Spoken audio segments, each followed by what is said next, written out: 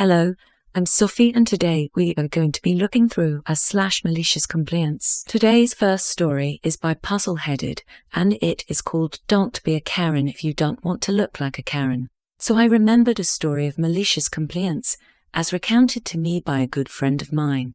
My friend is a hairdresser by trade and works at a very upscale salon. I go to her myself and can attest to her being amazing. Anyway, this salon had one customer who had been passed around from hairdresser to hairdresser, bullying every single one she saw. This woman was an absolute holy terror. She made 3, count MTHREE separate hairdressers cry. The only reason she was still a client of the salon was that her mom was friends with the owner. She was a relatively young girl, maybe in her mid-20s, with very long bottle blonde hair past her waist that she insisted to everyone who wasn't her hairdresser was her natural color. It was very much not. She went to the salon religiously so no one would ever find out her secret shame.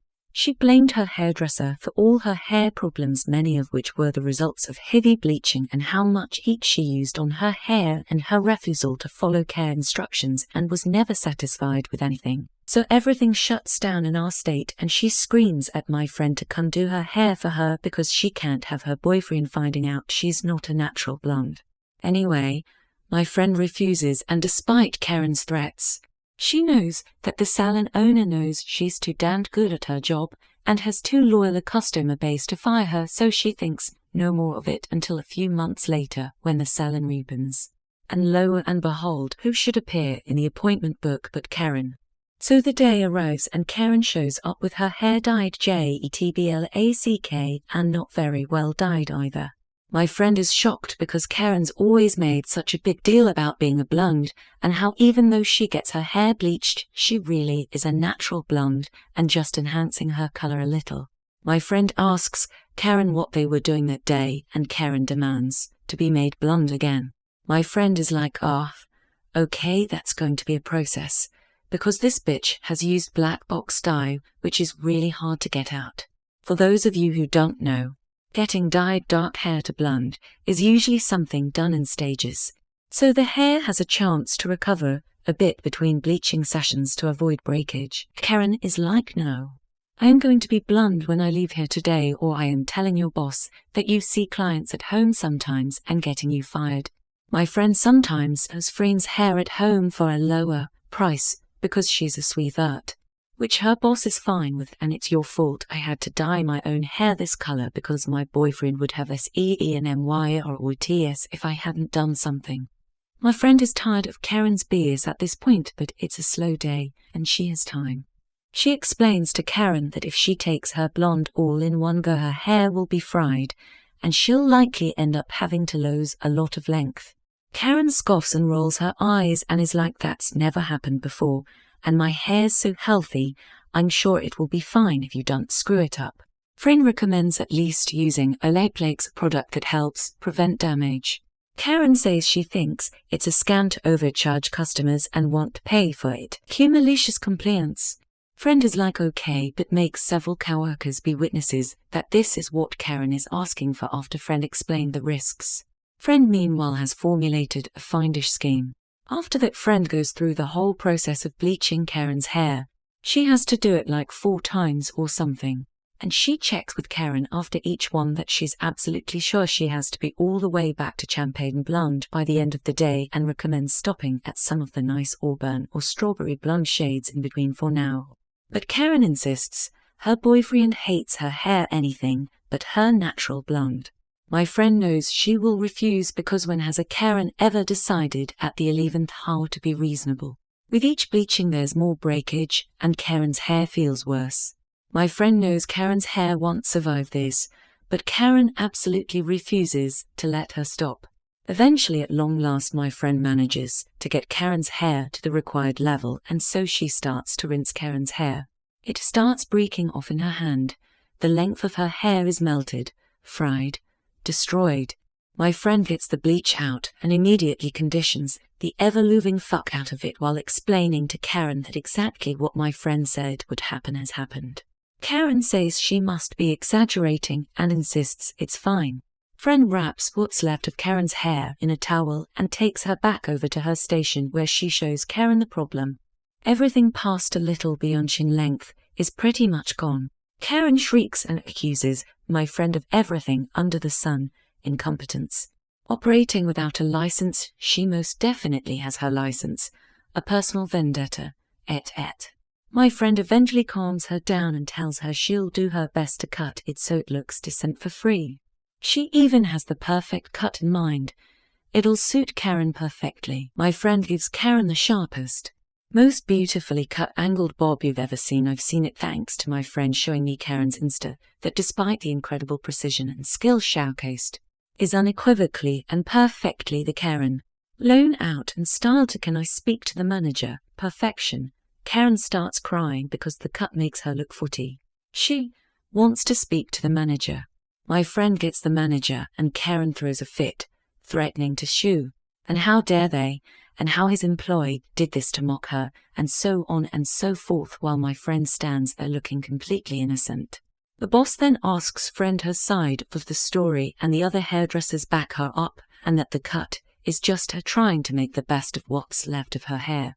Even the boss by now is sick of Karen's BS, and Karen is forced to pay the huge sum of money owed for how much time was spent bleaching her hair, much of which is now gone, and leaves swearing never to come back. Her boyfriend, a cop, calls up later and threatens to assault my friend for doing that to Karen's hair against his wishes, and my friend tells him if he tries anything she's going to tell his superiors and every news agency in the city. Nothing further happens, but he eventually dumps Karen because he doesn't like girls with short hair. So today's second story is: don't ever interrupt you while you're on the phone. Fine. My grandmother and my mother were both extremely strict about them not being interrupted while on the phone. One year, while visiting grandmother, I decided to climb a large tree in her yard. I don't remember how high it was, but I was almost to the top. Now, being 11, I of course climb onto a dead branch, and it snaps. I fall, plummeting to the ground. As soon as I realize I'm alive, I notice I can't quite move my left arm. I tell brother to go inside and tell our grandmother. Now, my brother has Asperger's and was so 2 years younger than me. He goes into the house, sits down and waits. I'm sure it was only a few minutes, but for me it seemed like eternity. Finally, she hangs up the phone and asks him what was the matter. That's when he told her I fell out of the tree. At the hospital, somebody, the nurse or doctor, I don't remember, asked me about the details. I told them I lay there on the ground for a while. When I was asked why, my brother, who was in the office with us, said that he had to wait until grandmother got off her phone call to tell her. My grandmother had to explain to them what was going on. I do remember a social worker ushering them out of the room and asking some questions. After that, both grandmother and mother explained to us that if it's an emergency, we need to tell them right away. And then there is a story in the comments. I've mentioned this before. Teach your kids when it's ought to be loud and interrupt and scream before you wind up in situations like these. The little girl I babysat was stuck in a plaything for who knows how long.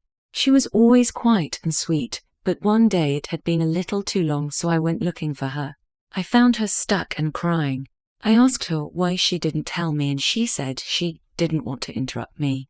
I told her that when she's hurt she's allowed to interrupt or even scream, but she didn't believe me. I told her even if she's just really scared and needs help, she can scream or be rude or interrupt. I could tell she wasn't going to accept this from me, so I had a talk with her dad when he picked her up. Please teach your kids that sometimes it's ought to yell, scream, be rude, or not listen to adults. And the final story we are looking at today is I'll have to wrap my Christmas presents myself. When I was a kid, my dad could really be a dick sometimes. He broke rules all his life, but would swiftly and gleefully punish me if I didn't do exactly what he wanted without question. Well, one Christmas season, we went out shopping for my mom and spent the whole day crawling the mall. When we got back home, he told me that I would be wrapping all the presents myself. You're not going to help me. No, I paid for them. You can wrap them. I was 12 years old. Was I expected to buy presents? I knew better than to fight with him though, so I did exactly what he asked. And when it came time to sign the from line on each presents tag. I wrote my name and my name alone. After all, if he was here, he could sign it. Heck, if he checked the presents before Christmas, he could sign them. But of course, he didn't. And when we unwrapped presents, my mom wondered out loud why every gift to her was from me. He got so mad and tried to make me feel bad about it. But when I explained it in front of both of them, he got quiet and stopped. From that point on, I had help wrapping each year. Edit. Thank you all for sharing your own holiday wrapping and family stories. It's been a blast to read through them. And yes, I do enjoy wrapping presents nowadays.